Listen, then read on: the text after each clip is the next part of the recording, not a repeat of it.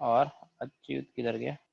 ठीक है, 3 लोगों को अलाउ किया मैंने रिकॉर्डिंग करने के लिए। चलिए हम लोग पढ़ते हैं आगे फर्दर। पीरियोडिक टेबल में लास्ट लेक्चर में मैं तुम्हें ये सब बता रहा था, क्या important points regarding periodic table. उसमें फर्स्ट पॉइंट हमने मेटल्स से रिलेटेड पढ़ा था कि भैया ये मेटल्स होते हैं। सेकंड पॉइंट हमने मेटलॉइड्स को लेकर किया था कि भाई ये मेटलॉइड्स होते हैं। थर्ड पॉइंट हमने एक्सेप्शनल इलेक्ट्रॉनिक कॉन्फ़िगरेशन के बारे में देखा था कि ये मेरे एक्सेप्शनल इलेक्ट्रॉनिक कॉन्फ़िगरेशन है। फोर्थ पॉइंट हमने स्टेबल ऑक्सीडेशन नंबर के बारे में देखा था। ये स्टेबल ऑक्सीडेशन नंबर, उसमें एस ब्लॉक के स्टेबल ऑक्सीडेशन नंबर देखे थे। डी ब्लॉक में मैंने स्टेबल भी बताए थे, सिर्फ 3D सीरीज ओनली के बारे में बात करेंगे। और इसके अलावा हाईएस्ट भी बताए थे, हमें लर्न करना है ना हाईएस्ट और स्टेबल। अगर हमें याद होंगे तो ज्यादा अच्छा होगा हमारे लिए। नेक्स्ट हम लोग बात करते हैं सबसे important P block. P block में स्टेबल ऑक्सीडेशन नंबर याद करना बहुत इंपॉर्टेंट है हमारे लिए, है ना। अब देखो पी ब्लॉक के अंदर क्या बात करते हैं हम लोग बोलते हैं पी ब्लॉक में ग्रुप नंबर 13, 14, 15, 16 के लिए अलग रूल होता है, और ग्रुप नंबर 17, 18 के लिए थोड़ा अलग रूल होता है। ठीक है, ग्रुप नंबर 13, 14, 15, 16 के लिए हम लोग क्या बोलते हैं, usually highest oxidation number is stable. तो यूजुअली वर्ड का यूज क्यों किया है मैंने? Usually highest oxidation number is stable का मतलब क्या है, बोलो। यूजुअली का मतलब क्या है यहाँ पर?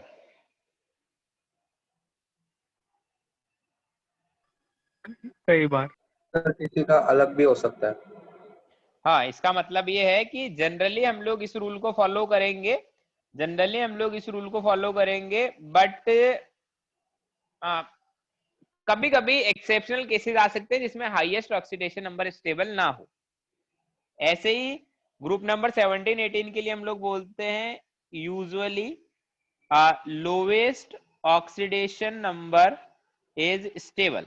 कि भाई ग्रुप नंबर 17, 18 के लिए जनरली मतलब ऐसा देखा जाता है कि लोवेस्ट स्टेबल होता है, बट हमेशा ऐसा नहीं होता। तो भाई ये हाईएस्ट और लोवेस्ट ऑक्सीडेशन नंबर निकालेंगे कैसे? मतलब कैसे पता चलेगा हम लोग ये हाईएस्ट है, कैसे पता चलेगा ये लोवेस्ट है? तो हम लोग निकालते हैं हाईएस्ट ऑक्सीडेशन नंबर और lowest oxidation number. Highest oxidation number क्या होता है? हाईएस्ट ऑक्सीडेशन नंबर होता है group number -10। Lowest oxidation number होता है ग्रुप नंबर -18। ये हर जगह अप्लाई होगा पूरे पी ब्लॉक में। Highest oxidation number is group number -10, lowest oxidation number is group number -18। अब इनमें एक्सेप्शन है।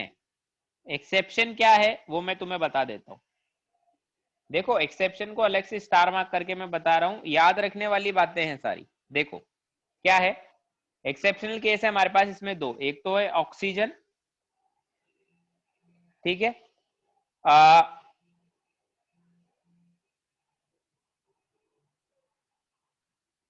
और एक है फ्लोरीन। ऑक्सीजन कौन से ग्रुप का एलिमेंट है, कोई बता सकता है? ऑक्सीजन कौन से ग्रुप का एलिमेंट है?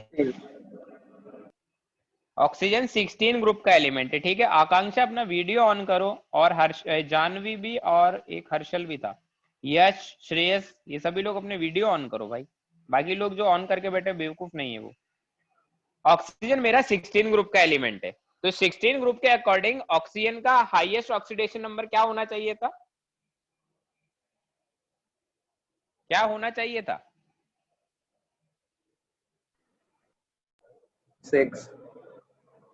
6 होना चाहिए था, +6 मतलब ग्रुप नंबर -10। तो ग्रुप नंबर उसका 16 है, -10 करेंगे तो 16, -10 मतलब +6। बट ऑक्सीजन में ऐसा नहीं होता, ऑक्सीजन का हाईएस्ट होता है +2।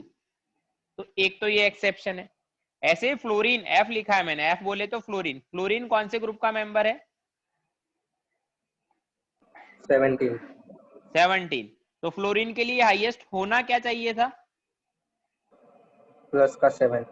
+7, बट ऐसा नहीं होता। फ्लोरीन के लिए जो हाईएस्ट ऑक्सीडेशन नंबर होता है वो 0 होता है। तो यहां से हाईएस्ट ऑक्सीडेशन नंबर में दो एक्सेप्शन है। एक तो ऑक्सीजन और एक फ्लोरीन।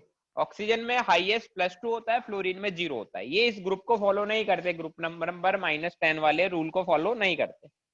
ऐसे ही लोवेस्ट में एक तो बोरोन है जो फॉलो नहीं करता, एक तो बोरोन है लोवेस्ट में जो इस रूल को फॉलो नहीं करता, और एक मेटल्स है सारे जो लोवेस्ट वाले इस रूल को फॉलो नहीं करते। बोरोन कौन से ग्रुप का मेंबर है? 15 15 का नहीं है, 13 का है। 13 13 का है। तो बोरोन के लिए लोवेस्ट होना क्या चाहिए था? -5 होना चाहिए था ना, ग्रुप नंबर -18। 13 -18 मतलब -5 होना चाहिए था, बट बोरोन में -5 नहीं होता, लोवेस्ट क्या होता है? -3। अब देखो मुझे एक चीज बताओ, हमारे पास ग्रुप नंबर क्या है? 13, 14, 15, 16, 17, 18। तो सभी के जो लोवेस्ट ऑक्सीडेशन नंबर है वो -5, -4, -3, -2, -1, 0 ये हो सकते हैं। बट जो मेटल्स है सारे, वो हमारे मेटल्स ग्रुप 13, 14, 15 इन सब में लाई कर रहे हैं। मतलब मेटल्स का ऑक्सीडेशन नंबर भी माइनस में होना चाहिए था, लोवेस्ट। बट ऐसा नहीं होता, हमारे मेटल का ऑक्सीडेशन नंबर नेगेटिव में नहीं होता कभी भी। मेटल का ऑक्सीडेशन नंबर हमारा हमेशा किस में होता है? पॉजिटिव में होता है या 0 होता है। तो मेटल के लिए हम लोग बोलते हैं, मेटल के लिए लोवेस्ट ऑक्सीडेशन नंबर 0 ही जा सकता है। मेटल कभी 0 से नीचे नहीं जा सकता। कभी मेटल एनाइन बना सकता है क्या? नहीं बना सकता ना। क्यों? क्योंकि मेटल की क्या टेंडेंसी होती है? बोलो। मेटल की टेंडेंसी तो हमेशा ये होती है ना, इलेक्ट्रॉन रिलीज करके कैटायन बनाना। मेटल हमेशा इलेक्ट्रॉन अपने में से रिलीज करना चाहते हैं, मेटल हमेशा कैटायन बनाना चाहते हैं, मेटल हमेशा अपने ऊपर पॉजिटिव चार्ज लाना चाहते हैं। मेटल कभी इलेक्ट्रॉन एक्सेप्ट करके नेगेटिव चार्ज नहीं लाएंगे। तो मेटल का जो ऑक्सीडेशन स्टेट लोवेस्ट है, कभी नेगेटिव में नहीं जाएगा। हमेशा मेटल का लोवेस्ट क्या रहेगा? बोलो। 0 0 रहेगा। ठीक है। अब है ना, अब मैं एक टेबल बनाता हूँ, टेबल में मैं पी ब्लॉक बनाता हूँ, फिर उस टेबल की हेल्प से मैं पूरा एक्सप्लेन करता हूँ तुम्हें कैसा कैसा क्या क्या सीन है। तो यहाँ पे टेबल बनाऊंगा, यहाँ पे तो लिखूंगा ग्रुप नंबर है ना, 13, 14, 15, 16, 17 है ना। इधर हम लोग ग्रुप नंबर लिख देते हैं, 13 है ये, 14 है ये, 15 है ये, 16 है ये, 17 है। अच्छा ये तो बोल ले, कम हो गया, 18 होते ना, थोड़ा पास पास करना पड़ेगा हमें। 15, 16, 17, 18, ये है 16, 17 और ये 18। ठीक है। यहाँ पर मैं हमारे क्या लिख रहा हूँ, ग्रुप नंबर लिख दिए मैंने, 14, 15, 16, 17, 18। अब हम लोग इसमें बात करते हैं 13 में। मैं इधर लिख दूंगा, पूरा पूरा पेपर में कवर कर रहा हूँ ना। इधर 13 लिखेंगे पूरा, यहाँ 14, 15, 16, 17, 18। पी ब्लॉक बना रहा हूं मैं अभी, तो अभी सिर्फ पी ब्लॉक बना रहा हूं, फिर मैं बताऊंगा कि कैसे कैसे हम लोग, और पी ब्लॉक क्या हमें याद होना चाहिए, पूरा हमें याद होना चाहिए कैसे हम ड्रॉ करते हैं पूरे पीरियोडिक टेबल। तो अभी मैं बना के बताता हूं तुम्हें। देखो इसमें क्या है, second period, third period, fourth period, boron, aluminium, gallium, indium, thallium, है ना। ऊपर तो सेकंड पीरियड है। सेकंड पीरियड में हम लोग देखें तो सेकंड पीरियड में कौन होता है? सिर्फ हीलियम होता है ना, बाकी तो कोई नहीं होता पी ब्लॉक से सेकंड पीरियड में। इधर boron, carbon, nitrogen, oxygen, fluorine, neon, aluminium, silicon, phosphorus, sulphur, chlorine, argon, gallium, germanium, arsenic, selenium, bromine, इधर हीलियम, नियॉन, आर्गन, क्रिप्टन। ठीक है। इधर आएगा indium, tin, antimony, tellurium, iodine, xenon. Last में यहाँ पर लिखेंगे हम लोग लेड, बिस्मिथ, पोलोनियम, एस्टटाइन और रेडॉन। अब देखो इनका हम लोग निकले जाते हैं क्या, ऑक्सीडेशन नंबर। तो देखो मैं ऑक्सीडेशन नंबर लिखूंगा, एक तो हाईएस्ट लिखूंगा, एक लोवेस्ट लिखूंगा और एक स्टेबल लिखूंगा, है ना। इस बात को ध्यान रखना, मैं हाईएस्ट लिखूंगा, मैं लोवेस्ट लिखूंगा और मैं स्टेबल लिखूंगा। ग्रुप नंबर 13 में हम लोग है ना हाईएस्ट और लोवेस्ट दोनों लिखते हैं। मैं पहले, ये निशा सिंह तो हमारी क्लास में नहीं है, कोई है तुम जानते हो? निशा? हाँ सर, वो श्रिया है शायद। ठीक है। अब देखो मैं ना, देखो यहाँ पर हाईएस्ट ऑक्सीडेशन स्टेट लिखूंगा सभी का, लोवेस्ट लिखूंगा और स्टेबल लिखूंगा। स्टेबल है ना, मैं बता दूंगा अभी। देखो अब हाईएस्ट के लिए रूल क्या पढ़ा है मैंने, सबसे पहले मैं हाईएस्ट लिखता हूं। हाईएस्ट के लिए रूल क्या पढ़ा है मैंने? Group number minus 10। तो देखो सभी का हाईएस्ट में लिख देता हूं। 13 ग्रुप में हाईएस्ट क्या होगा?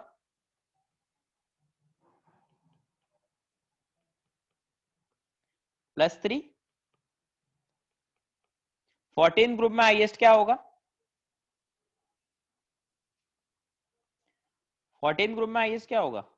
+4 +4। तो हाईएस्ट +4 है। चलिए ऐसे ही 15 ग्रुप में हाईएस्ट क्या होगा? +5।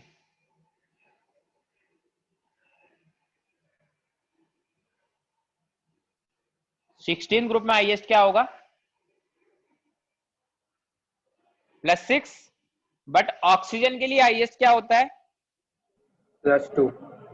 +2। तो ऑक्सीजन में +2, बाकी लोगों के लिए +6, है ना। अब देखो लास्ट वाले, इनके लिए हम लोग बात ही नहीं करेंगे। पोलोनियम, एस्टेटाइन और रेडॉन के लिए तो हम लोग बात नहीं करेंगे। क्यों? क्योंकि ये सारे लोग क्या होते हैं, ये तीनों होते हैं रेडियो एक्टिव। तो रेडियो एक्टिव एलिमेंट्स के लिए हम लोग बात नहीं करते हैं कि भाई वो रेडियो एक्टिव है, इसलिए उनके बारे में हम लोग बात नहीं करेंगे और इनके बारे में कोई हमसे पूछेगा भी नहीं। रेडियो एक्टिव तो डीके होता रहता है इनका, तो इनके कोई कंपाउंड्स होते नहीं है, तो इसलिए इनके ऑक्सीडेशन नंबर के बारे में बात नहीं करते। 17 ग्रुप में आ गए तो हाईएस्ट क्या होना चाहिए? हाईएस्ट +7 होना चाहिए। बस फ्लोरीन के लिए 0 होता है, बाकी इन लोगों के लिए +7। ग्रुप 18 के बारे में अभी मैं बात नहीं कर रहा कुछ भी, है ना।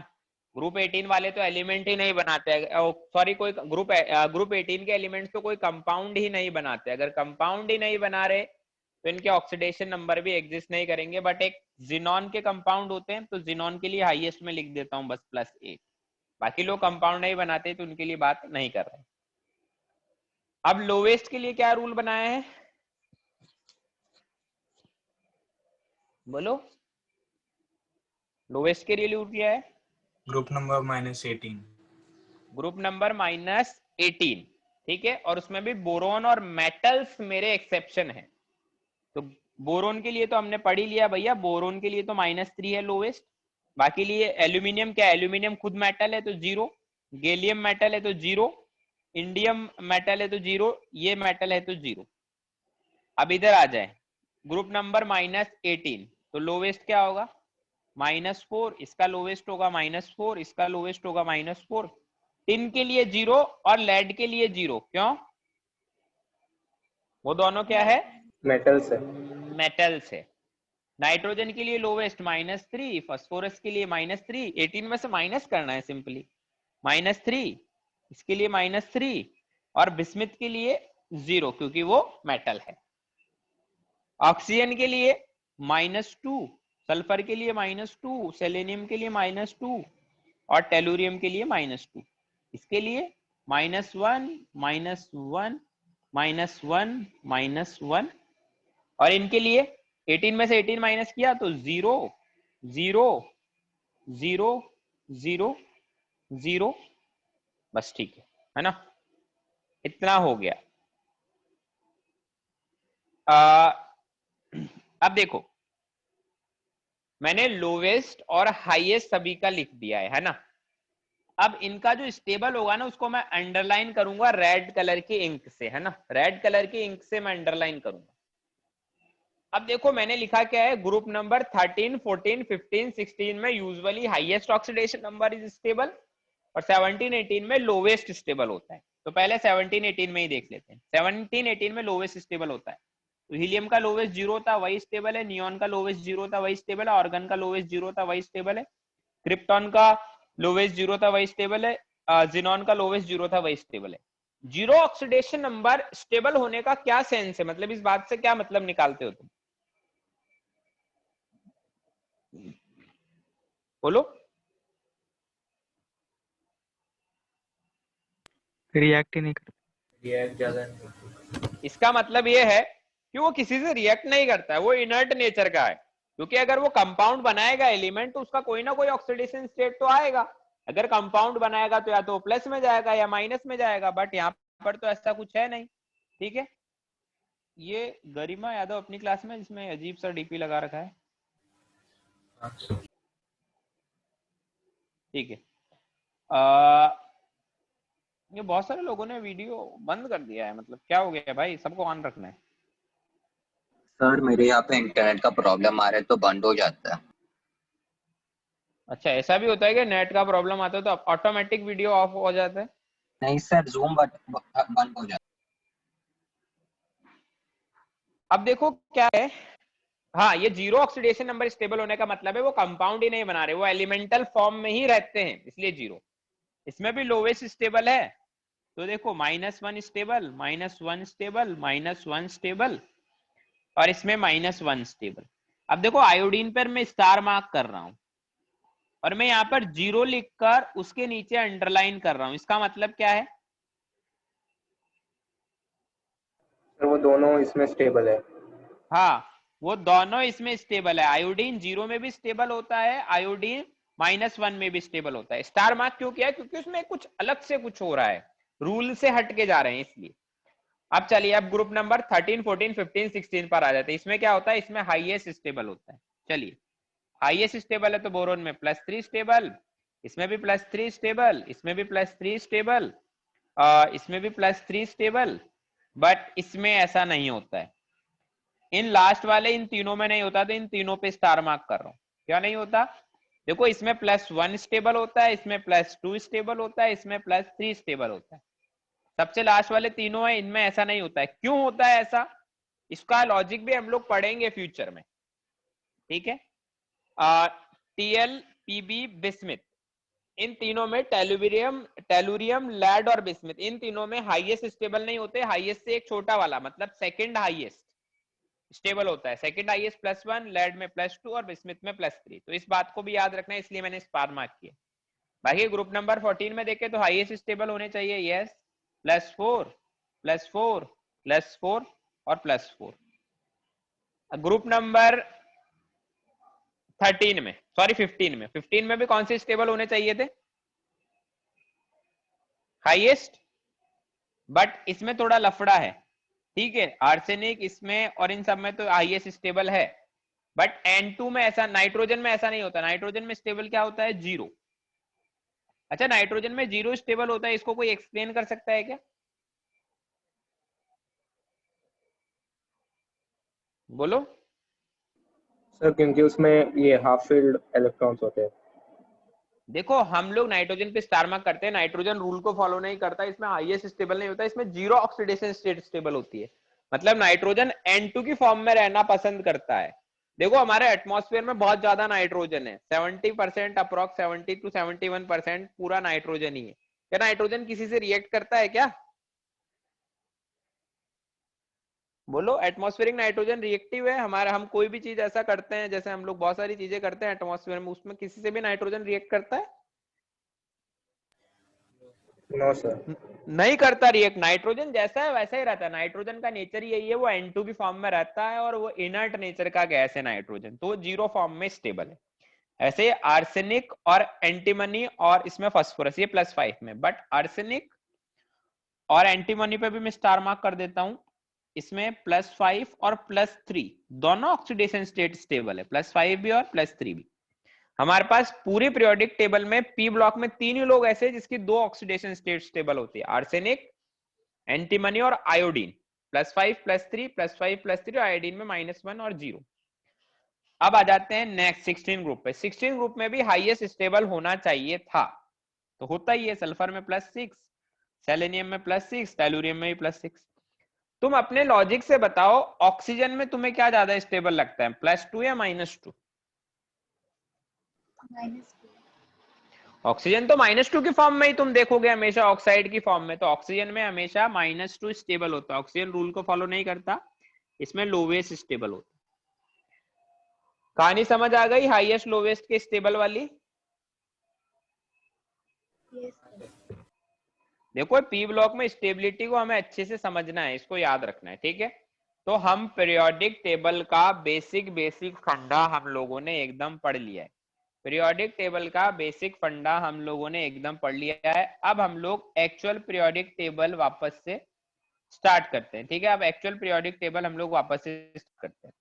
वापस से क्या मतलब स्टार्ट करते हैं, है ना। इसमें पहली चीज है हमारे पास इफेक्टिव न्यूक्लियर चार्ज। क्या होता है इफेक्टिव न्यूक्लियर चार्ज? तो देखो उसका थ्योरी मेरे पास लिखा है, पहले से मैं देखता हूं। ये रहा। मैं एक्सप्लेन करूंगा इसको, अच्छे से समझना, थोड़ा समझने वाला टॉपिक है। क्या होता है इफेक्टिव न्यूक्लियर?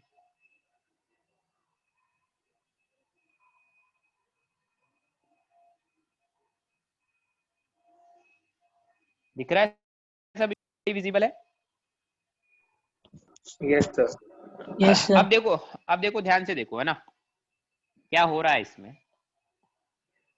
मैंने एक ही इलेक्ट्रॉन बनाया है, ये इलेक्ट्रॉन है मेरा, ठीक है। इस पर ये न्यूक्लियस कौन सा फोर्स ऑफ अट्रैक्शन अप्लाई कर रहा है? न्यूक्लियस की तरफ से आउटरमोस्ट शेल पर कौन सा अट्रैक्शन फोर्स है? कौन सा फोर्स है? अट्रैक्शन फोर्स है। अंदर की तरफ अट्रैक्शन फोर्स लगेगा, बोलो। Yes sir. और अंदर वाले इलेक्ट्रॉन, जो अंदर वाले इलेक्ट्रॉन है, अंदर वाली शेल में जो इलेक्ट्रॉन है, वो बाहर वाली शेल के इलेक्ट्रॉन को कौन सा फोर्स अप्लाई करेंगे? रिपल्शन वाला फोर्स, ठीक है। तो इतनी बात तुम्हें क्लियर है कि जो आउटर मोस्ट शेल का इलेक्ट्रॉन है उसको दो तरह के फोर्स वो फील कर रहा है। कौन कौन से दो तरह के फोर्स? बोलिए। अट्रैक्टिव और रिपल्सिव। एक तो अट्रैक्टिव फोर्स और एक रिपल्सिव फोर्स। एक तो फोर्स ऑफ अट्रैक्शन और एक फोर्स ऑफ रिपल्शन। तो देखो मतलब मैं इफेक्टिव न्यूक्लियर चार्ज से मैं क्या कहना चाह रहा हूं, मैं ऐसा कहना चाह रहा हूं कि जो आउटर मोस्ट शेल का इलेक्ट्रॉन है उस पर दो फोर्स अप्लाई होते हैं, एक तो फोर्स ऑफ अट्रैक्शन और एक फोर्स ऑफ रिपल्शन, ठीक है। तो इस इलेक्ट्रॉन को, जो आउटर मोस्ट शेल वाले इलेक्ट्रॉन, हमारी स्टडी इस इलेक्ट्रॉन पे चल रही है, आउटर मोस्ट शेल वाले इलेक्ट्रॉन पर, हम लोग क्या बोलेंगे, इस इलेक्ट्रॉन को जितना एक्चुअल में फोर्स ऑफ अट्रैक्शन फील होना चाहिए था न्यूक्लियस का, उतना फील होता है या उससे ज्यादा होता है या उससे कम होता है? कम होता है।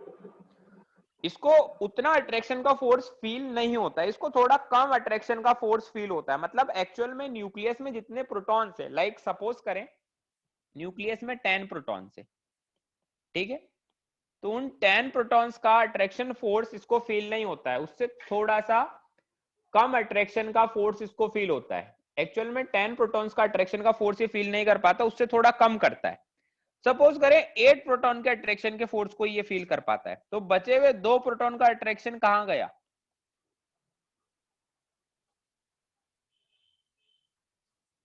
बताओ कहां गया बचे हुए 2 प्रोटॉन का अट्रैक्शन? किधर गायब हो गया?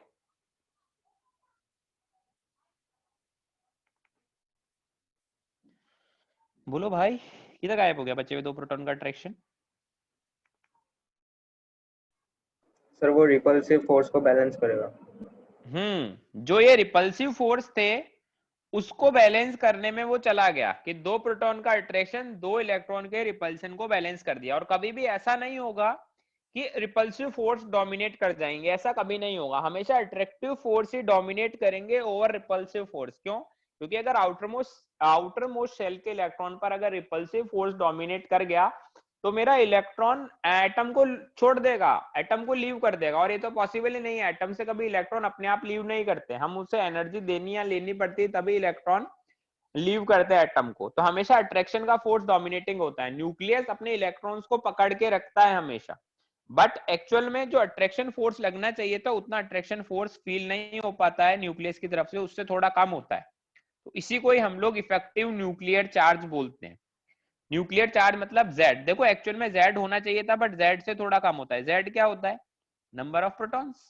Z मतलब atomic number, number of protons, कि भाई Z नंबर ऑफ प्रोटॉन्स का अट्रैक्शन फील होना चाहिए था, बट Z का नहीं होता, Z इफेक्टिव होता है, और Z इफेक्टिव Z से छोटा होता है, ठीक है।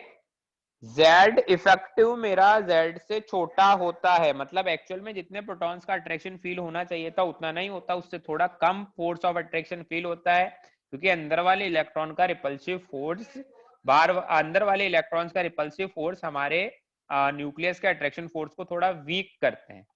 क्या बेसिक कॉन्सेप्ट समझ आया क्या है इफेक्टिव न्यूक्लियर चार्ज? बोलो। Yes sir. यस अब हम देखो थ्योरी पढ़ते हैं, इसमें क्या लिखा है, मैंने बेसिक ऊपर से बात समझा दी, अब थ्योरी में मैंने सब लिख दिया जो मैंने बोला था। In a multi-electron system, each electron doesn't experience same nuclear attraction force. Rather, some nuclear force is shielded or screened due to electron present in inert orbital. तो हम बोलते हैं कि जैसे मान लो ऐसा है शील्ड, ऐसी ही हमारी शेल है, अब यहाँ पर कोई इलेक्ट्रॉन है आउटर मोस्ट शेल में, ठीक है, तो अंदर वाला इलेक्ट्रॉन क्या चाहेगा कि मैं इसको है ना फोर्स ऑफ अट्रैक्शन फील ना करने दूं, इसको मैं अट्रैक्शन का फोर्स फील ना कर देतू, तो एक वो शील्ड बना लेगा। शील्ड का मतलब क्या है कि अपना ये रिपल्सिव फोर्स उसको देगा, मतलब एक तरह से वो शील्ड बना रहा है। शील्ड का मतलब क्या है, शील्ड बना रहा है या स्क्रीन बना रहा है, एक स्क्रीन क्रिएट कर रहा है अपनी तरफ से, और वो स्क्रीन का काम क्या है कि भाई इलेक्ट्रॉन को अट्रैक्शन का फोर्स फील नहीं करने देना है, हमें अपने न्यूक्लियस का अट्रैक्शन बचा के रखना है। बचा के कैसे रखना है, अंदर वाले इलेक्ट्रॉन धक्का देंगे, उसको रिपेल करेंगे, उसको पुल करेंगे बाहर की तरफ, उसको पुश करेंगे, सॉरी पुल नहीं करेंगे, बाहर की तरफ उसको पुश करेंगे कि भाई तू यहाँ से अट्रैक्शन का फोर्स मत ले, सारा अट्रैक्शन का फोर्स हम ही लेंगे। तो एक वो स्क्रीन, एक वो शील्ड की तरह काम करता है, ठीक है। तो इसको हम लोग शील्डिंग इफेक्ट भी बोलते हैं या स्क्रीनिंग इफेक्ट भी बोलते हैं। तो हमने क्या लिखा, in a multi electron system each electron doesn't experience the same nuclear charge. हर इलेक्ट्रॉन पर सेम न्यूक्लियर चार्ज नहीं मिलता, जो अंदर वाले शेल में उसको ज्यादा अट्रैक्शन का फोर्स फील होगा, जो बाहर वाले शेल में उसको कम अट्रैक्शन का फोर्स फील होगा, क्योंकि बाहर वाले शेल में तो हमारे इलेक्ट्रॉन का डिस्टेंस ज्यादा हो रहा है न्यूक्लियस से, तो उसका अट्रैक्शन का फोर्स कम फील होगा। अंदर वाली शेल में न्यूक्लियस के थोड़ा करीब है तो उसको ज्यादा अट्रैक्शन का फोर्स फील होगा, ठीक है। तो हम बोलते हैं कि जितना फोर्स फील होना चाहिए था उतना नहीं होता, उससे थोड़ा कम होता है, क्योंकि अंदर वाले इलेक्ट्रॉन एक शील्ड की तरह काम करते हैं, एक स्क्रीन की तरह काम करते हैं और उसको रिपेल करते हैं, ठीक है। अब हम लोग क्या बोले, the effect of inner electrons due to which force of attraction of nucleus over electron decreases known as shielding effect और स्क्रीनिंग इफेक्ट। क्या बोला मैंने, the effect of inner electrons due to which force of attraction of nucleus over electron decreases is known as shielding effect और screening effect. मतलब कि अंदर वाले electron जिसकी वजह से हम लोग, अंदर वाले इलेक्ट्रॉन जिसकी वजह से हमारा बाहर वाला इलेक्ट्रॉन अट्रैक्शन का फोर्स फील नहीं कर पा रहा है या फिर उसके अट्रैक्शन का फोर्स कम हो रहा है, उस इफेक्ट को हम लोग क्या बोलते हैं, सेम है जो इफेक्टिव न्यूक्लियर चार्ज, उस इफेक्ट का हमारा नाम क्या है, स्क्रीनिंग इफेक्ट और शील्डिंग इफेक्ट। इस इफेक्ट को हम लोग स्क्रीनिंग इफेक्ट या शील्डिंग इफेक्ट के नाम से भी जानते हैं। इतनी बात समझ आई? Yes sir. यस चलिए सर। अब हम लोग आगे की बात करते हैं। अब मैंने जो बोला वो सब चीजें लिखी हुई हैं, तो उसके लिए मैं ना एक इमेज और ऐड कर देता हूँ, फिर हम लोग नेक्स्ट आगे वाला पॉइंट एक्सप्लेन करेंगे।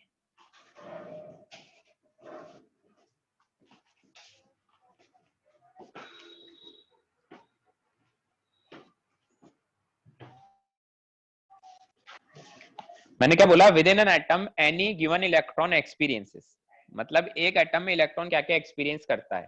First, attraction due to protons present in nucleus. Clear है ये बात, इलेक्ट्रॉन को क्या क्या एक्सपीरियंस होता है, पहला अट्रैक्शन फोर्स प्रोटॉन्स की वजह से जो न्यूक्लियस में प्रेजेंट है। क्लियर, बोलो। हाँ sir. Yes sir. Second second point क्या है, the repulsion due to inner shell electron, अंदर वाले शेल के इलेक्ट्रॉन की वजह से उसको रिपल्शन फील होगा इलेक्ट्रॉन को, ठीक है। थर्ड पॉइंट जिस पर मैंने स्टार मार्क किया है, the net force of attraction, the net force of attraction experienced by any given electron can be assumed as result of somewhat lesser number of protons and given by the equation this. तो मैंने तो तुम्हें बोला ही था z effective क्या होता है, z से थोड़ा छोटा होता है। कितना छोटा होता है, z में से कोई नंबर सब्ट्रैक्ट कर देते हैं तो z इफेक्टिव आता है। तो हमने बोला है कि जो नेट फोर्स ऑफ अट्रैक्शन उसको हम अज्यूम कर सकते हैं somewhat laser number of protons. मैंने बोला था कि 10 प्रोटॉन्स का अट्रैक्शन मिलना चाहिए था, बट थोड़ा लेसर नंबर ऑफ प्रोटॉन्स, मतलब हम लोग 8 प्रोटॉन्स का अट्रैक्शन उसको अज्यूम कर सकते हैं। ये मैं एज ए एग्जांपल बता रहा हूँ, ऐसा कोई हार्ड रूल नहीं है कि ऐसा होगा वैसा होगा, ऐसा कुछ जरूरी नहीं है, ठीक है। तो थर्ड पॉइंट क्लियर है, कितना लेसर होगा उसको बोलते हैं z माइनस सिग्मा या s। यहाँ पर z क्या है, z इज एटॉमिक नंबर मतलब नंबर ऑफ प्रोटॉन्स, और सिग्मा का मतलब क्या है, सिग्मा या s का मतलब है शील्डिंग और स्क्रीनिंग कांस्टेंट। इतनी बात क्लियर है, थर्ड पॉइंट क्लियर है सभी को? हाँ सर। चलिए, z इफेक्टिव का मतलब क्या है, एक्चुअल में कितने प्रोटॉन्स का अट्रैक्शन वो फील कर पा रहा है। अब next note point, note point से पहले एक इमेज और ऐड कर देता हूं, फिर हमारा z इफेक्टिव खत्म हो जाएगा।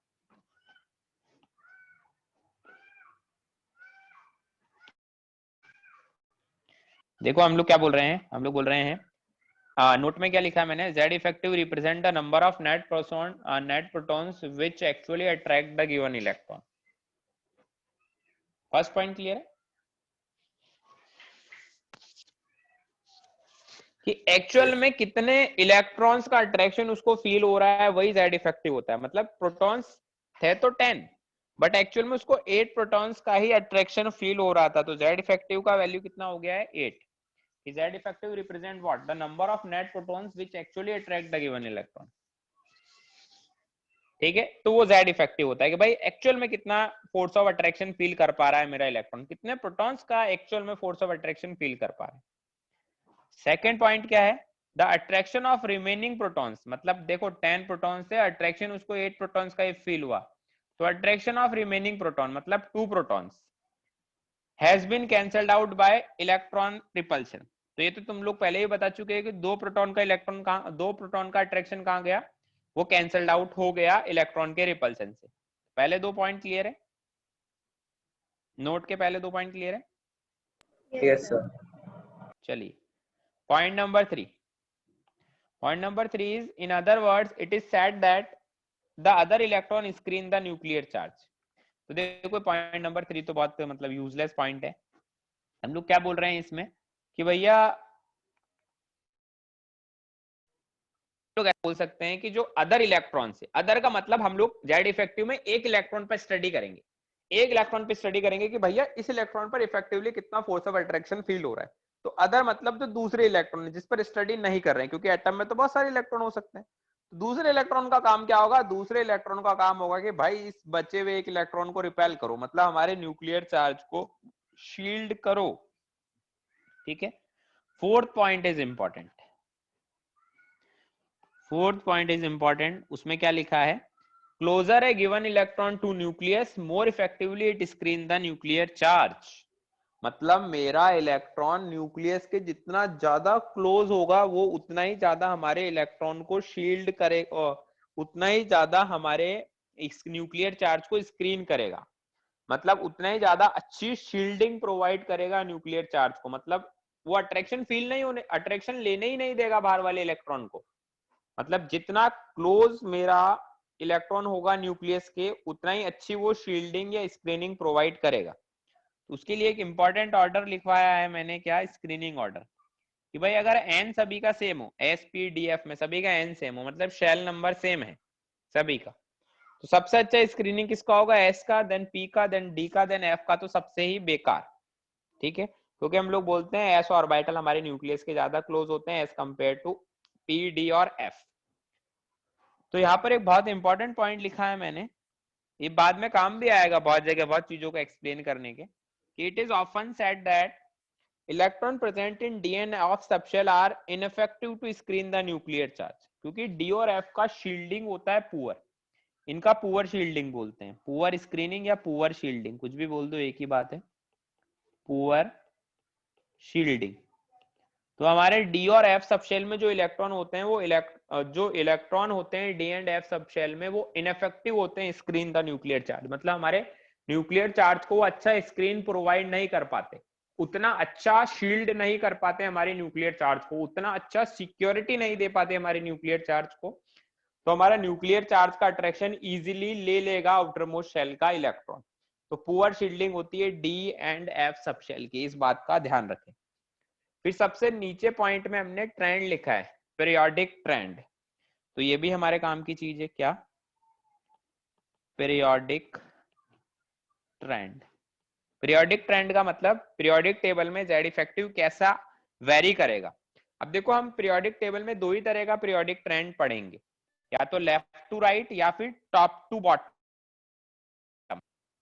ऐसा एक ग्रुप में कैसा है, हम ऐसा ही ट्रेंड देखेंगे हमेशा, या तो इधर जाएंगे तो कैसा होगा, एक ही लाइन में जाना बिल्कुल हॉरिजॉन्टली, या फिर वर्टिकली जाएंगे तो कैसा होगा। हम कभी इस तरह के ट्रेंड नहीं देखेंगे कि यूं जाएंगे तो क्या होगा, या यूं जाएंगे तो क्या होगा, या यूं जाएंगे तो क्या होगा, या तो वर्टिकली जाएंगे या हॉरिजॉन्टली जाएंगे, बस ऐसा ही जाएंगे। मतलब एक पीरियड में लेफ्ट टू राइट जाएंगे, ये एक ग्रुप में टॉप टू बॉटम जाएंगे, बस ऐसा ही ट्रेंड देखेंगे हम लोग। तो हम लोग पीरियोडिक ट्रेंड में क्या लिखा है, from left to right in a period Z effective increases. ये ट्रेंड हमें याद रखने कि भाई एक पीरियड में लेफ्ट टू राइट जाता हूं तो मेरा जेड इफेक्टिव हमेशा बढ़ेगा ही बढ़ेगा। तो मान लीजिए मैं तुमसे पूछूं, अब बोरोन और कार्बन में किसका जेड इफेक्टिव ज्यादा होगा, क्या बोलोगे? कार्बन का। कार्बन का ज्यादा होगा, क्योंकि कार्बन राइट साइड में आता है एक पीरियड में, इसलिए। तो हमें पीरियोडिक टेबल याद होगी ना पूरी अच्छे से, तभी हम आंसर कर पाएंगे, अदरवाइज नहीं कर पाएंगे हम लोग आंसर। ठीक है, तो हम बोलते हैं क्या, एक पीरियड में लेफ्ट टू राइट जाने पर जेड इफेक्टिव बढ़ता है। और सेकंड पॉइंट लिखा है, in a group from top to bottom Z effective remains almost same. तो एक ग्रुप में जाएंगे टॉप टू बॉटम तो हमारे जेड इफेक्टिव पर कोई फर्क नहीं पड़ेगा, ऑलमोस्ट सेम रहता है। तो जेड इफेक्टिव की कहानी समझ आई, इफेक्टिव न्यूक्लियर चार्ज की? Yes sir. चलिए अब हम लोग नेक्स्ट बात करते हैं, properties of atom. Properties of atom. Atom की कौन कौन सी प्रॉपर्टीज के बारे में हम लोग बात करेंगे, जब सारी प्रॉपर्टीज ऑफ एटम हम लोग पढ़ लेंगे ना, हमारा चैप्टर खत्म हो जाएगा। ठीक है, पहली प्रॉपर्टी हम लोग पढ़ रहे हैं एटम की, क्या? रेडियस। एटम के रेडियस के बारे में हम लोग बात करेंगे। कभी भी एटम का रेडियस है ना एटॉमिक फॉर्म में हम लोग नहीं निकाल सकते, हमेशा एटम का रेडियस हम लोग बॉन्डेड फॉर्म में ही निकालते हैं, जब वो बॉन्ड बनाएगा। तो एटम कौन कौन से टाइप के बॉन्ड बना सकता है, कौन कौन से टाइप के बॉन्ड तुमने पढ़े हैं, बताओ अब तक कौन कौन से टाइप के बॉन्ड्स तुमने पढ़े? बॉन्ड, आयनिक बॉन्ड और कोवेलेंट। देखो हम लोग है ना केमिस्ट्री में 11th और 12th मिलाकर 4 टाइप के बॉन्ड पढ़ेंगे, covalent bond, ionic bond, metallic bond और वंडरवॉल फोर्सेस, जिनको वंडरवॉल बॉन्ड भी बोल सकते हैं। ठीक है, अब वंडरवॉल फोर्सेस के भी 5-6 टाइप्स होते हैं, उनको अलग से पढ़ लेंगे, बट हम लोग ब्रॉडली 4 तरह के बॉन्ड पढ़ेंगे, covalent bond, ionic bond, van der Waals forces या वंडरवॉल बॉन्ड या फिर मेटलिक बॉन्ड। ठीक है, अब इन 4 बॉन्ड के बिहाफ पर ही 4 तरह की रेडियस होती है। कोवेलेंट मॉलिक्यूल्स में जो कोवेलेंट बॉन्ड बनाते हैं उनमें कोवेलेंट रेडियस, जो आयनिक बॉन्ड बनाते हैं उनमें आयनिक रेडियस, जो मेटलिक बॉन्ड बनाते हैं उनमें मेटलिक रेडियस, जो वंडरवॉल बॉन्ड बनाते हैं उनमें वंडरवॉल रेडियस। तो बॉन्ड्स के बिहाफ पे हमने 4 तरह की रेडियस डिफाइन करी है। तो हम लोग एक एक करके सबको पढ़ते हैं। सबसे पहले हम लोग पढ़ते हैं किसको, कोवेलेंट रेडियस को। ठीक है,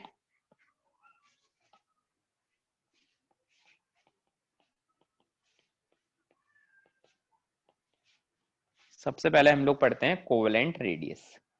कोवेलेंट रेडियस क्या होता है? पहले मैं डेफिनेशन लिख देता हूँ ना, वैसे ना इनका डेफिनेशन वगैरह इतना काम का नहीं है, बट ठीक है बोर्ड के हिसाब से भी हमें पढ़ना है, तो उस हिसाब से मैं बता देता हूँ। कोवेलेंट रेडियस का डेफिनेशन क्या होता है, it is half of the distance between half of the distance between the center of two ऐसा नहीं, ऐसा लिखते हैं, two atom bonded by single covalent bond. Definition देखो क्या है, it is half of the distance between the center of two atom bonded by single covalent bond. दो atom है जो सिंगल कोवलेंट बॉन्ड से कनेक्टेड है, उनके बीच की डिस्टेंस का हाफ. सिंगल कोवलेंट बॉन्ड, ये टर्म इंपॉर्टेंट है. Covalent bond, single bond, double bond, इसका मतलब समझते हैं? Yes sir. जैसे मान लीजिए दो एटम है, इनके बीच में क्या है, कोवलेंट बॉन्ड है ना. मैंने ऐसे बना दिए, दो एटम है, एटम लगभग स्फेरिकल शेप के ही होते हैं. इनका सेंटर टू सेंटर के बीच का डिस्टेंस, दोनों के सेंटर मैंने मार्क कर दिया है. सेंटर से सेंटर के बीच का डिस्टेंस हमें लेना है. मान लीजिए ये एटम ए है, ये भी एटम ए है, इन दोनों का बीच का डिस्टेंस DAA है. ठीक है. तो जो RA होगा, RA का मतलब रेडियस ऑफ ए एटम, वो कितना होगा?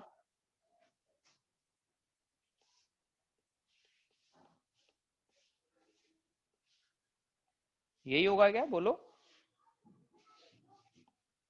हाँ सर. हाँ सर. चलिए एक है ना, इसी बात पर एक क्वेश्चन देता हूं तुम्हें करने को. क्वेश्चन क्या है? which of the following is used for the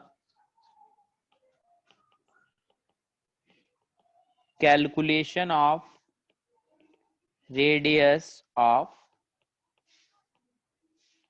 oxygen, है ना. A is O2, B is H2O, C is H2O2 and D is none. वैसे तो स्ट्रक्चर बनाना आना चाहिए. स्ट्रक्चर अगर नहीं बनाना आता तो कोई दिक्कत वाली बात नहीं है, हम लोग फ्यूचर में स्ट्रक्चर बनाना भी देखेंगे केमिकल बॉन्डिंग वाले चैप्टर.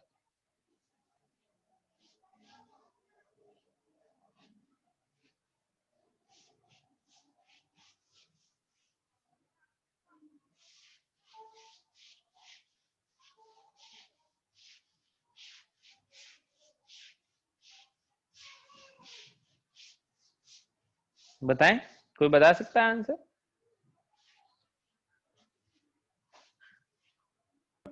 सर ए होगा. क्यों? ये कौन बोला है?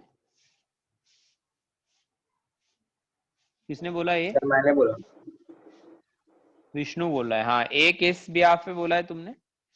सर क्योंकि बाकी तो कंपाउंड में हाइड्रोजन भी आ रहा है और हमें सिर्फ ऑक्सीजन का जानना है. देखो, थोड़ा सा स्ट्रक्चर का आइडिया अगर अच्छा होगा तो हम बना पाएंगे ना. तो अगर देखो मैं स्ट्रक्चर बनाऊं इन सभी का, सॉल्यूशन लिख रहा हूं. O2 है, O2 का स्ट्रक्चर होता है O डबल बॉन्ड O, है ना. H2O का स्ट्रक्चर में बनाऊं तो वो होता है ऐसा, और H2O2 का स्ट्रक्चर में बनाऊं तो वो होता है कुछ ऐसा, है ना. अब मैंने क्या बोला है, जिस एटम का रेडियस निकालना है वो दोनों एटम सिंगली कोवलेंट बॉन्ड से बॉन्डेड होने चाहिए. कौन से दो एटम, कौन से स्ट्रक्चर में oxygen atom singly covalent bond से कनेक्टेड है? H2O2 ना. तो हमारा आंसर क्या होगा? H2O2. समझ गए? Yes sir. Yes sir. चलिए अब है ना एक पॉइंट में लिखता हूं इसमें नोट डाल के. अब वो पॉइंट थोड़ा समझ शायद अभी नहीं आएगा, ऐसा हो सकता है, बट फ्यूचर में समझ आ जाएगा क्योंकि इलेक्ट्रॉन नेगेटिविटी को लेकर है वो पॉइंट. इलेक्ट्रॉन नेगेटिविटी का नाम सुना है तुमने कभी? Yes sir. क्या होता है इलेक्ट्रॉन नेगेटिविटी का नाम सुना है? बोलिए. Power to gain electron. Power to what? Gain electron. नहीं. Power to attract electron.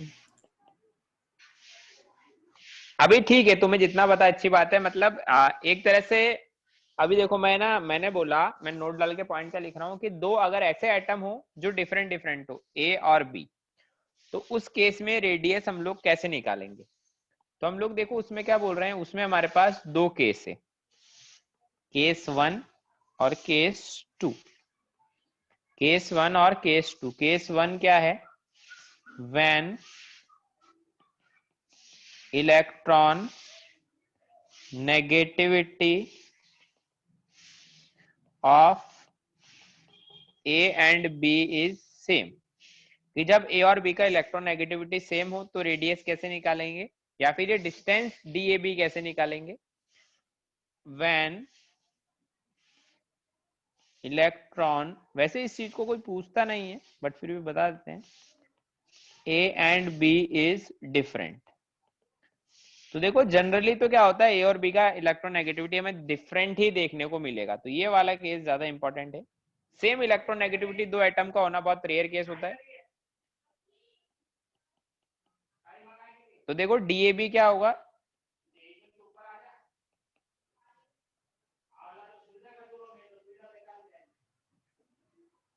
Are A plus R B, मतलब radius of A atom plus radius of B atom को ऐड कर देंगे तो डायरेक्टली हमें डीएबी पता चल जाएगा। ठीक है, वन इलेक्ट्रॉन नेगेटिविटी ऑफ ए और बी इज डिफरेंट, ये दोनों की इलेक्ट्रॉन नेगेटिविटी अगर अलग अलग हो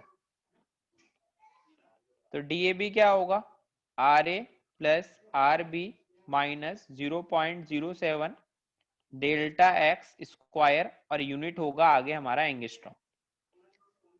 ये डीएबी होगा अगर ए और बी का डिस्टेंस अलग अलग हो तो, डिस्टेंस नहीं सॉरी इलेक्ट्रॉन नेगेटिविटी अलग अलग हो तो उनके बीच का डिस्टेंस होगा ही। अब डेल्टा एक्स का मतलब क्या है? डेल्टा एक्स का मतलब है डिफरेंस इन इलेक्ट्रॉन नेगेटिविटी, उनके इलेक्ट्रॉन नेगेटिविटी में डिफरेंस क्या है ये कौन बताएगा? ये हमें बताएगा कौन? Delta x. सपोज करो एक की इलेक्ट्रॉन नेगेटिविटी 3 है, एक की 3.5 है, तो डेल्टा एक्स का वैल्यू होगा 0.5। और इलेक्ट्रॉन नेगेटिविटी एक यूनिटलेस क्वांटिटी, इसका कोई यूनिट नहीं होता है, तो डीएबी का वही यूनिट होगा जो रेडियस का यूनिट होगा। तो ऐसे हम लोग दोनों के बीच में डिस्टेंस निकाल सकते हैं, दो एटम के बीच में अगर उनका रेडियस हमें गिवन हो तो उसमें हमें देखना पड़ेगा इलेक्ट्रॉन नेगेटिविटी का कॉन्सेप्ट अगर सेम है या अलग अलग है। सेम है तो ठीक है, अलग अलग है तो इस फॉर्मूले से निकालेंगे। पहला रेडियस हमने पढ़ लिया, कोवेलेंट रेडियस। बी हम लोग पढ़ रहे हैं क्या? Van der Waals radius. Van der Waals radius क्या होता है? हम क्या बोलते हैं? Van der Waals radius is half of the intermolecular. देखो इस चीज को नोटिस करना है तुम्हें, ऊपर क्या लिखा था? Inter half of the distance between two atom, और यहां पर इंटरमॉलिक्यूलर मतलब टू मॉलिक्यूल हो जाएगा। Half of the radius is half of the intermolecular distance between two adjacent atom in to nearest molecule of the substance। Definition एकदम अच्छे से clear होनी चाहिए कि भाई एक सब्सटेंस में दो पास पास वाले मॉलिक्यूल होंगे, एक सब्सटेंस में दो पास पास वाले मॉलिक्यूल, मान लीजिए ये दो मॉलिक्यूल है, एक मॉलिक्यूल तो ये रहा और एक मॉलिक्यूल ये रहा, ये दोनों मॉलिक्यूल सबसे पास पास में है किसी एक सब्सटेंस में, तो इनके भी जो एडजासेंट एटम है, ये दोनों एटम इसके एडजासेंट है मतलब सबसे पास पास में ये दोनों एटम है, तो इन दोनों एटम की डिस्टेंस का हाफ, सपोज करो इन दोनों एटम के बीच की डिस्टेंस डी है, तो जो वैन डर वाल रेडियस होगी आर वी डब्ल्यू आर मतलब वैन डर वाल्स रेडियस, वो किसके इक्वल होगी बताओ?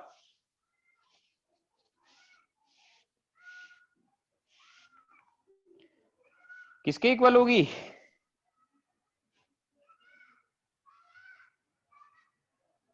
अगर इन दोनों का रेडियस मैंने बोला है वैन डर वाल radius is half of the intermolecular distance between two adjacent atom into nearest molecule of the substance, तो ये इक्वल होगा d/2 के, इन दोनों के डिस्टेंस का हाफ। अब देखो एक पॉइंट लिखता हूं मैं यहां पर, क्या van der Waals radius is defined for molecules and inert gases, मतलब ग्रुप नंबर 18।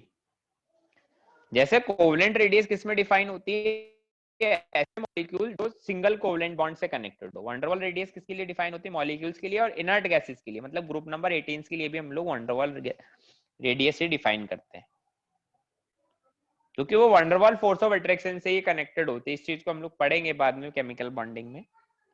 नेक्स्ट पॉइंट हम लोग क्या लिखते हैं, the van der Waals force of attraction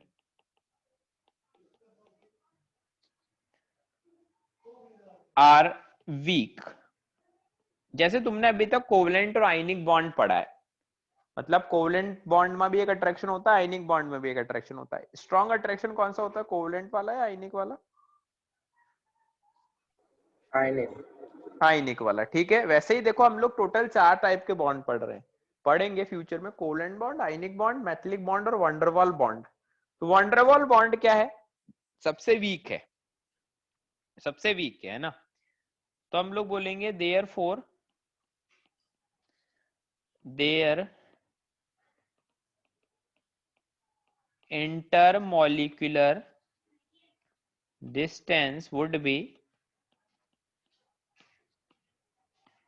much larger than covalently bonded atom। ठीक है कि भैया उसकी रेडियस ज्यादा होगी। देखो इस ये चीज तो शायद तुम्हें पता होगी कि जो बॉन्ड जितना वीक होता है उसका लेंथ हमेशा उतना ही ज्यादा होता है। तो कोवलेंट, जैसे हम लोग बात करें van der Waals फोर्स और कोवलेंट बॉन्ड, तो van der Waals बॉन्ड और कोवलेंट बॉन्ड में वीक होता है van der Waals bonds. van der Waals bonds तो वीकेस्ट टाइप की कैटेगरी में हम लोग लिख रहे हैं, तो उसमें डिस्टेंस ज्यादा होगी, तो इसलिए हम लोग बोलेंगे उसका जो van der Waals रेडियस होगा वो ज्यादा होगा। ठीक है, इतनी बात समझ आती है? Yes sir. नेक्स्ट हम लोग बात करते हैं मेटालिक रेडियस के बारे में। मेटालिक रेडियस उसमें का काउंट करेंगे जिसमें मेटालिक बॉन्ड होगा। हम लोग बोलते हैं क्या, ये क्या होता है, it is half of the distance between two adjacent metal atom in the metallic crystal। Metallic crystal में तो एडजेसेंट मेटल एटम की डिस्टेंस का हाफ। अब मेटलिक क्रिस्टल क्या होता है, मैं मेटलिक क्रिस्टल ड्रॉ करता हूँ ना। मेटलिक क्रिस्टल का मतलब बहुत सारे मेटल के एटम पास पास मिलकर एक पूरा मेटल बना देते हैं, बड़ा है ना, रॉड बन गई जैसे मेटल की। जैसे मेटलिक क्रिस्टल में ड्रॉ करता हूँ, सपोज करें ऐसा है।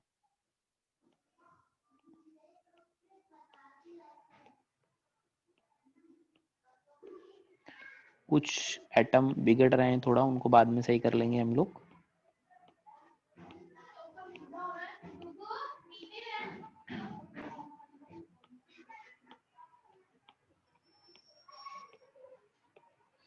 जो बेकार हो गए उनको सही कर लेते हैं पहले। 2 ये 4 5 और ये, ठीक है। ट्राई कर लेते हैं एक बार और बनाने का, बन जाए तो।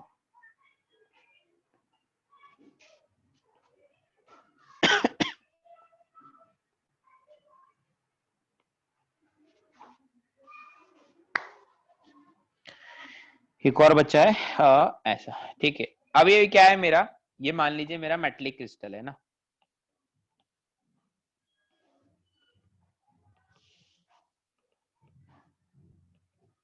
अब इसमें जो एडजेसेंट वाले मेटल एटम है, पास पास वाले 2 मेटल एटम, मान लीजिए ये है 2, इनके बीच की डिस्टेंस अगर d है ना, तो हमारी मेटलिक रेडियस क्या होगी, बोलो? d/2। d/2, ठीक है। चलिए एक नोट डाल के एक पॉइंट मैं तुम्हें बता देता हूँ जो काम आएगा केमिकल बॉन्डिंग में भी और यहाँ पर भी, है ना, इंपॉर्टेंट नोट पॉइंट है। क्या है पॉइंट? क्या है पॉइंट? इज हमने अभी तक देखो 3 रेडियस के बारे में पढ़ा है, कोवलेंट रेडियस, मेटलिक रेडियस और वॉन्डर वॉल्स रेडियस। देखो हम लोग ऐसा बोलते भी हैं क्या कि भाई मेरा जो मेटलिक बॉन्ड होता है वो वॉन्डरवॉल बॉन्ड से थोड़ा वीक होता है, बट कोवलेंट क्या बोला मैंने, मेरा मेटलिक बॉन्ड होता है वो कोवलेंट बॉन्ड से थोड़ा वीक होता है, बट वॉन्डरवॉल बॉन्ड से स्ट्रांग होता है। तो वीकेस्ट कौन है? वॉन्डरवॉल, उससे थोड़ा स्ट्रांग मेटलिक बॉन्ड, और सबसे स्ट्रांग कोवलेंट बॉन्ड, कोवलेंट से भी स्ट्रांग आयनिक। तो रेडियस की बात करें तो सबसे ज्यादा वॉन्डरवॉल रेडियस, उससे छोटा मेटलिक रेडियस और सबसे छोटा कोवलेंट रेडियस। कोवलेंट रेडियस सबसे छोटा क्यों है? बोलो। क्योंकि वो सबसे स्ट्रॉन्ग है। क्योंकि बॉन्ड जो है वो स्ट्रांग बॉन्ड है, इसलिए। तो इस पॉइंट को भी याद रखें, ठीक है। अब हम लोग बात करते हैं पीरियोडिक ट्रेंड के बारे में कि भैया रेडियस का पीरियोडिक ट्रेंड क्या होगा। पीरियोडिक ट्रेंड हमारे लिए इंपॉर्टेंट बात है।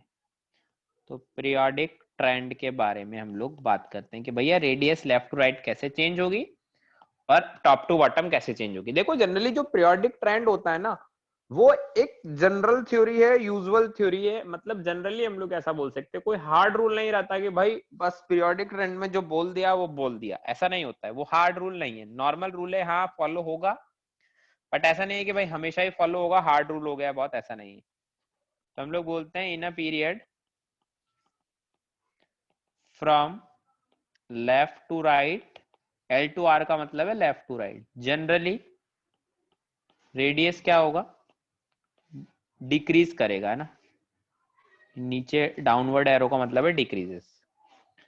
और हम लोग बोलते हैं इन ए ग्रुप, ट्रेंड काफी इंपॉर्टेंट है, ट्रेंड याद होने चाहिए।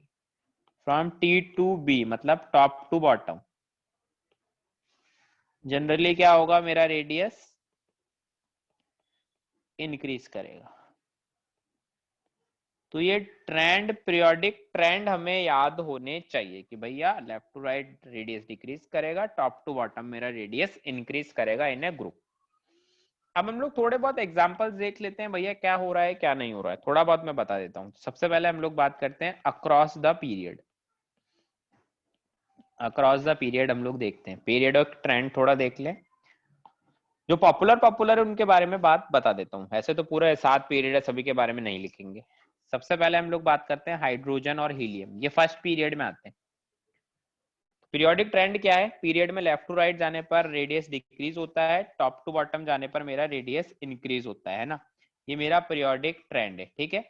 लेफ्ट टू राइट जाने पर डिक्रीज होता है, टॉप टू बॉटम जाने पर मेरा जो रेडियस है वो इंक्रीज होता है।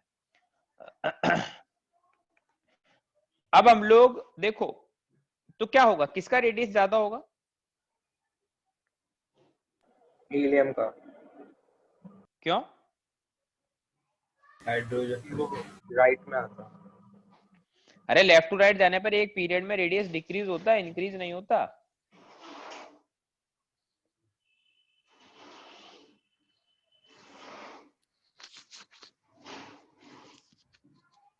किसका रेडियस ज्यादा होगा बोलो?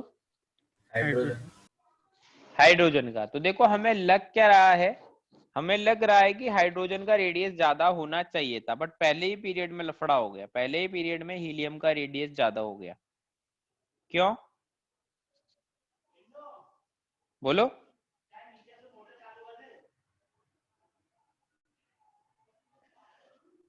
बोलो क्यों हुआ है ऐसा? Down the group radius increases. अरे भगवान, अरे कोई हाइड्रोजन हीलियम एक पीरियड के हैं।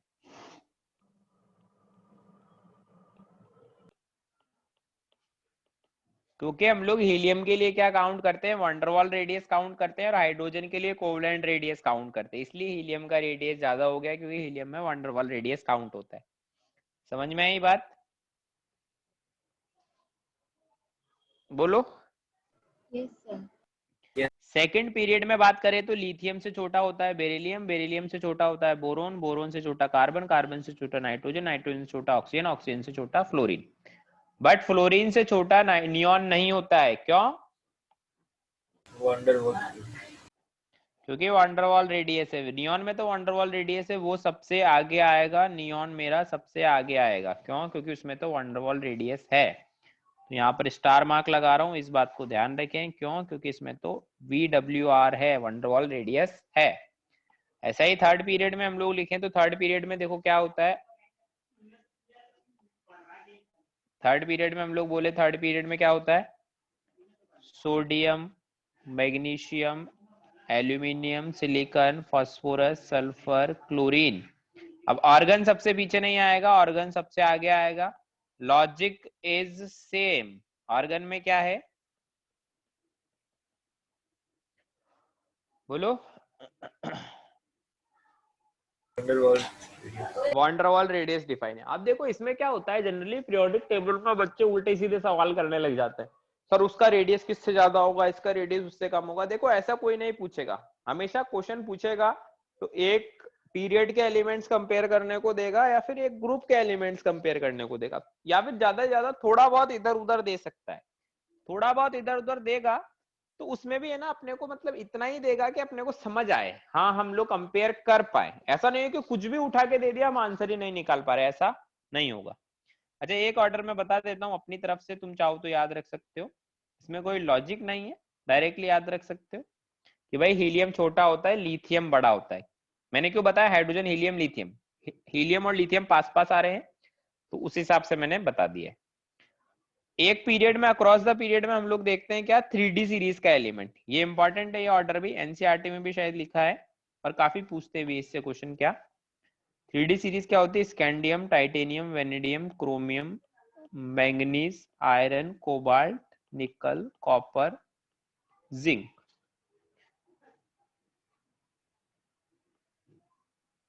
Radius down left to right जा रहे हैं तो डिक्रीज होना चाहिए, बट ऐसा नहीं होता है। बस क्रोमियम तक ही रेडियस डिक्रीज होता है, एक्सेप्शनल ऑर्डर है ये।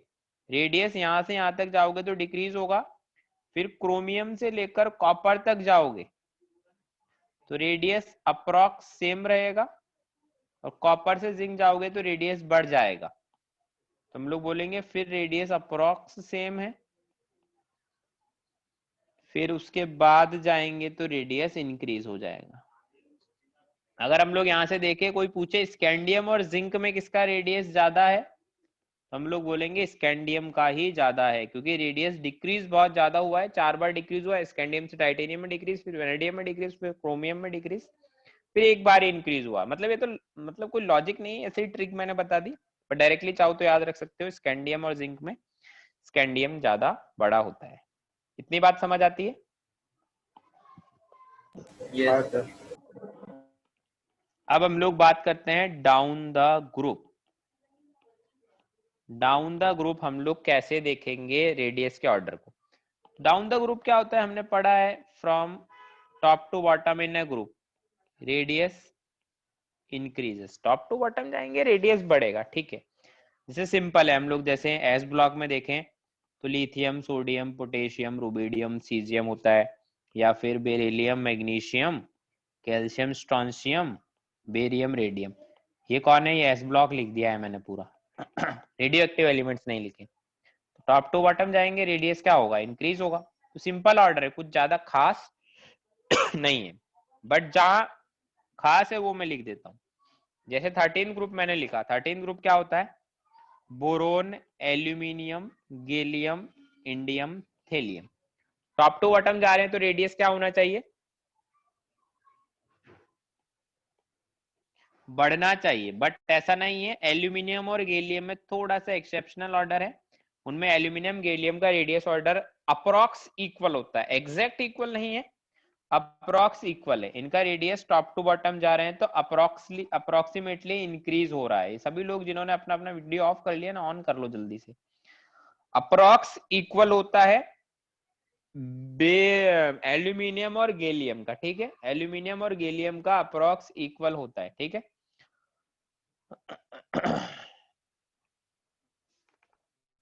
अप्रॉक्स इक्वल है। अगर मैं एग्जैक्टली बात करूं, कोई पूछे एग्जैक्टली क्या है, तो वैसे अगर हम लोग ट्रेंड से जाए तो रेडियस बड़ा किसका होना चाहिए था एल्यूमिनियम और गैलियम में?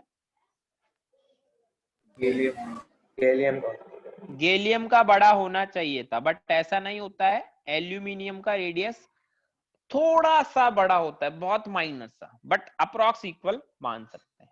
चलिए अब देखो डाउन द ग्रुप में हमारे पास जो इंपॉर्टेंट है वो है डी ब्लॉक। डी ब्लॉक में काफी चीजें हमें देखनी है।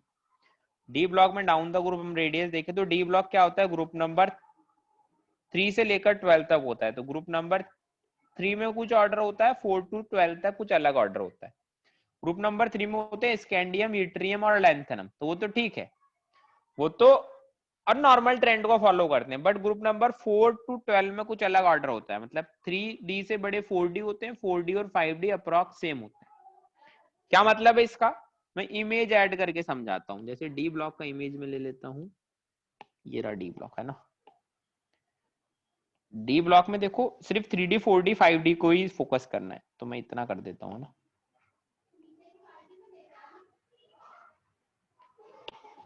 अब इसमें देखो डी ब्लॉक में क्या है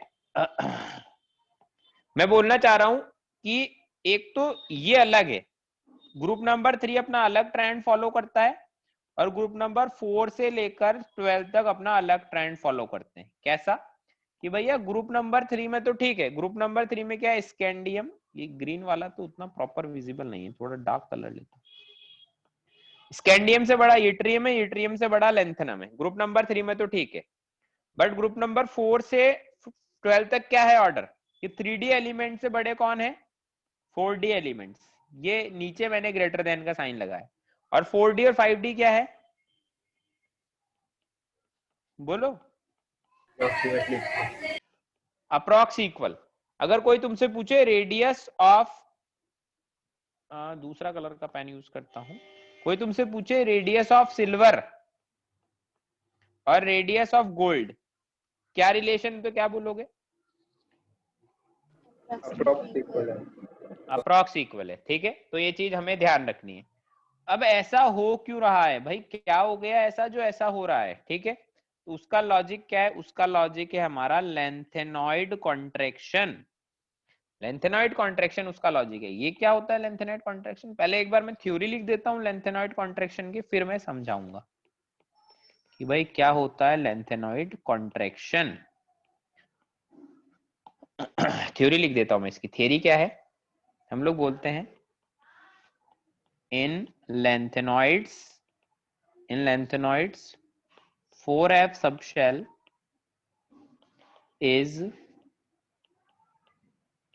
gradually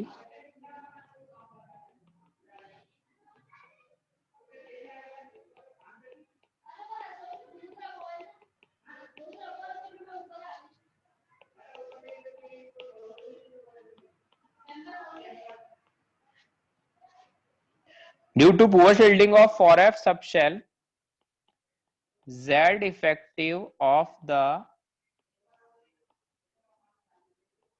outermost electron increases. That's why there is a gradual decrease in size.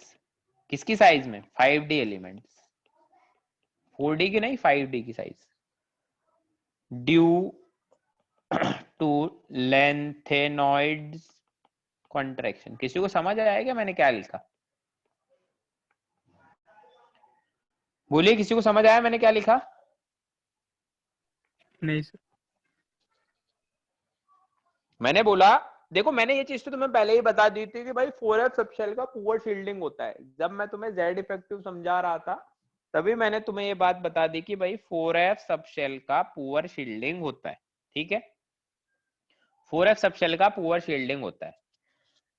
तो देखो होता क्या है, देखो मैं तुम्हें पीरियोडिक टेबल से एक्सप्लेन करता हूँ। ये देखो पीरियोडिक टेबल देखो हमारी।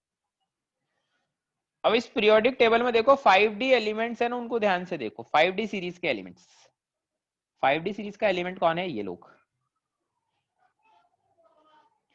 इसमें देखो लेंथेनम है, फिर HF है, मतलब 57 के बाद 72 आ गया है डायरेक्ट। तो बीच वाले एलिमेंट्स कहां चले गए? 57 4F में नहीं, वो लेंथेनॉइड्स में चले गए हैं। देखो ये रे लेंथेनॉइड्स दिख रहे हैं, 58 से लेकर 71 तक लेंथेनॉइड्स है सारे। बोलो। तो इस वजह से इसको एक तो लेंथेनॉइड कॉन्ट्रैक्शन बोलते हैं। तो 57 से 71 तक क्या होता है, 4F में इलेक्ट्रॉन आ जाते हैं सारे, क्योंकि वो F ब्लॉक में तो सारे इलेक्ट्रॉन किस में जा रहे हैं, 4F में। आउटर मोस्ट शेल का कोई भी इलेक्ट्रॉन जा रहा है तो वो 4F में जा रहा है, 4F में जा रहा है, 4F में जा रहा है। ठीक है, तो अब हमें पता है 4F वाले की तो शील्डिंग पुअर है, तो 4F में मेरा इलेक्ट्रॉन है, 4F की शील्डिंग पुअर है। तो शील्डिंग पुअर है तो क्या होगा, वो अच्छे से हमारे आउटर मोस्ट शेल के इलेक्ट्रॉन को शील्ड नहीं कर पाएगा, और आउटर मोस्ट शेल को न्यूक्लियस का अट्रैक्शन ज्यादा मिलेगा। 5D एलिमेंट्स की बात कर रहे हैं, तो न्यूक्लियस का अट्रैक्शन ज्यादा मिलेगा किसको, आउटर मोस्ट शेल के इलेक्ट्रॉन को। अगर उसको अट्रैक्शन ज्यादा मिलेगा तो उसका साइज कॉन्ट्रैक्ट होगा या एक्सपेंड होगा, कॉन्ट्रैक्ट होगा। इसलिए इसको लेंथेनाइड कॉन्ट्रैक्शन बोलते हैं। तो 5D एलिमेंट्स का साइड ऊपर से नीचे जाने पर, मतलब ग्रुप में ऊपर से नीचे जाने पर बढ़ना चाहिए था, बट लेंथेनाइड कॉन्ट्रैक्शन की वजह से उसका साइज कॉन्ट्रैक्ट हो जाता है, इसलिए 5D का साइज 4D जितना ही रहता है। समझ में आई इतनी बात? Yes sir. यस। चलिए अच्छी बात है, इतनी बात समझ में आई। तो अब देखो इनऑर्गेनिक केमिस्ट्री में देखो क्या सीन है हमारे साथ। इनऑर्गेनिक केमिस्ट्री में बार बार मैं तुम्हें एक ही बात बोलता हूं कि इनऑर्गेनिक केमिस्ट्री में हमारे पास थ्योरेटिकल पार्ट ज्यादा है। तो तुम्हें क्या करना है, तुम्हें बार बार नोट्स को रिवाइज करना है। इनऑर्गेनिक केमिस्ट्री में वैसा फिजिकल केमिस्ट्री जैसा नहीं है कि भाई हमें बहुत ज्यादा क्वेश्चन सॉल्व करने पड़ेंगे, ऐसा कुछ नहीं है। हमें बस नोट्स को बार बार रिवाइज करना है, क्वेश्चन ज्यादा सॉल्व करना जरूरी नहीं है इनऑर्गेनिक में। इनऑर्गेनिक में नोट्स को रिवाइज करना, थ्योरी को टिप्स पे याद रखना बहुत जरूरी है। ठीक है, तो आज की क्लास में मैं आयनिक रेडियस पढ़ाऊंगा, वो नेक्स्ट क्लास में पढ़ाऊंगा, क्योंकि उसमें एक साथ फिर सब कुछ पढ़ाने का है ना।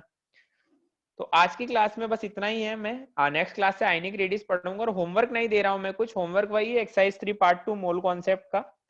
तो होमवर्क नेक्स्ट क्लास में, होमवर्क जिसने एक्सरसाइज 3 पार्ट 2 नहीं किया है मोल कॉन्सेप्ट का, वो करके लेके आए। और इसके अलावा जो नोट्स में जो थियरी लिखवाई है आज के नोट्स में, वो थियरी अच्छे से करें। ठीक है, और नेक्स्ट क्लास में अभी जो लोग हैं ना बार बार अपना ऑडियो ऑफ कर लेते हैं, अगर नेक्स्ट क्लास में कोई ऐसा करेगा तो मैं बिना कुछ सोचे समझे उसको यहाँ से रिमूव करूंगा। और कोई एक आदमी को अगर मैंने यहाँ से रिमूव कर दिया ना, तो वो वापस से ज्वाइन नहीं कर पाएगा लेक्चर, क्योंकि मेरे पास ऐसी ही सिक्योरिटी है। एक बार किसी को रिमूव किया मैंने यहाँ से, देखो अगर देखो जैसे मान लो सपोज करो मैं किसको रिमूव करूँ, जैसे जतिन ने वीडियो ऑन नहीं करा हुआ, अगर मैं यहाँ से इसको रिमूव करता हूँ तो देखो क्या लिखा हुआ आ रहा है यहाँ पर ऊपर, दिख रहा है सभी को? Yes sir. इसमें लिखा हुआ है once removed Jatin will not be able to rejoin the meeting. तो अगर एक बार रिमूव कर दिया तो वापस से मीटिंग ज्वाइन नहीं कर पाएगा। तो नेक्स्ट क्लास में ध्यान रखें, वीडियो अपना ऑन ही रखे हमेशा, है ना। टाइम पास के लिए नहीं कर रहे हम लोग यहाँ पर कुछ भी काम। सर बोलो। सर हम लोग का जो टेस्ट होने वाला है इसका सिलेबस मतलब क्या होगा? सिलेबस क्या होगा, देखो तुम्हारा टेस्ट कब होने वाला है? Coming Sunday. कमिंग संडे ना, एक सेकंड रुको मैं ना देख लेता हूँ।